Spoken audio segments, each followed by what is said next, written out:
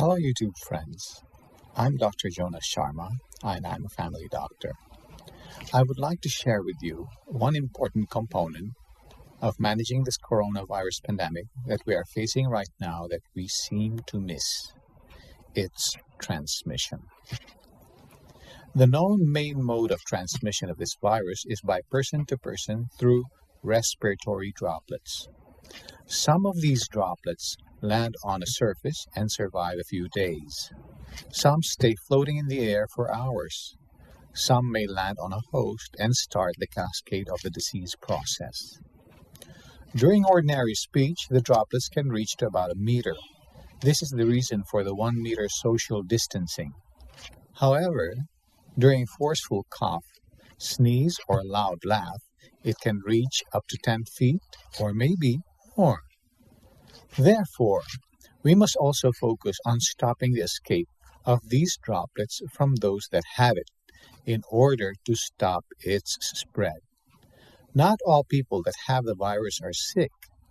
Some are simply carriers. They are who we call the asymptomatic carriers. Some get sick later after the incubation period. What is the incubation period? The incubation period is the time from when the virus enters the body until the person having it manifests with signs and symptoms.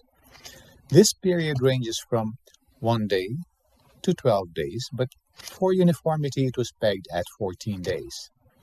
The period of illness ranges from 7 to 14 days, up to 20 days, or even longer. So on the average, the course is about a month. This is the basis for the 1-month quarantine period. Since we really do not know who may be carrying the virus, unless they test positive, of course, which could take some time to know, it is very difficult to control its spread unless we do the following measure. Now here it is. Face mask. We all must wear face masks until the quarantine period is over. This is not to protect oneself from getting the virus, but rather from its escape from the person that has it. Commercial masks are now very hard to find, but you can wear any mask. Mask made from clothes, towels, or hankies, or anything that can hold the droplets from getting out. Now, where do you think Prince Charles or the others got the virus from? I am 99% sure it's from someone who had the virus but did not wear a mask and let out his droplets and his virus. The virus can only survive in a host person.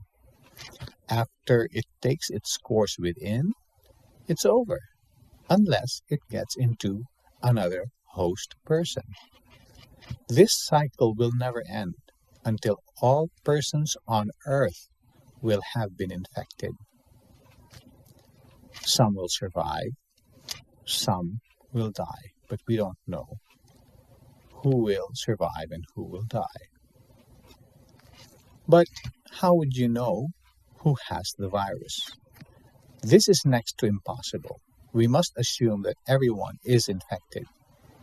If everyone in the whole world wore a mask for 6 weeks, the following would be the effect. 1. The volume or the number of cases will drop significantly, and therefore the healthcare system will no longer be overwhelmed and can manage cases with much ease than before. This is what we call flattening the curve.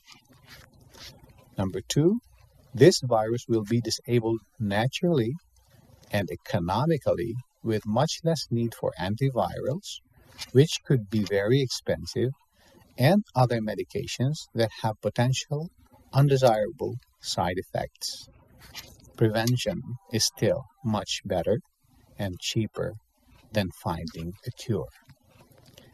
Did you know that in 1918, during the Spanish flu pandemic, they realized the value of face masks late in the course of the pandemic, after millions have already died. They imposed the use of face masks at gunpoint. It was when the problem began to be controlled. Let's not repeat history, but rather learn from it.